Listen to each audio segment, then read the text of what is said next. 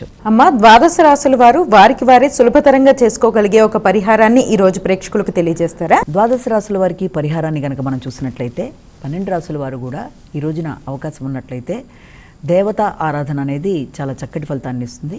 ముఖ్యంగా అవకాశం ఉన్నవాళ్ళు ఈ రోజున ఏం చేస్తారంటే గణేశుడికి సంబంధించినది ఏదన్నా శ్లోకాలు విన్నా చేసుకున్నా, ఒకవేళ అవకాశం కనుక లేకపోతే గణేష్ నమస్తుభ్యం ఆరోగ్యం దేహిమే సదా అనే శ్లోకాన్ని పఠించడం, లేకపోతే శ్రీ గణేశాయ నమః అనే శ్లోకాన్ని పఠించడం మొదలైనవి చేయడం బట్టి ఏంటంటే ఇబ్బందులు ఏదైనా ఉన్నా, ఆటంకాలు ఏదైనా ఎదురవుతున్నా, చేస్తున్న కార్యక్రమాల్లో చికాకులు ఏదైనా ఎదురవుతున్నా, ఇలాంటి చికాకులన్నింటినీ కూడా అధిగమించడానికి అవకాశం అనేది, చేస్తున్న ప్రతి కార్యక్రమంలో ఎదురవుతున్న ఆటంకాలను అధిగమించడానికి గణేశుడికి సంబంధించిన శ్లోకాలైనా, స్తోత్రాలైనా, నామాలైనా కనీసం ఇప్పుడు నేను చెప్పిన ఈ చిన్న శ్లోకమైనా చేయడం అనేది చాలా వరకు అనుకూలంగా ఉంటుంది.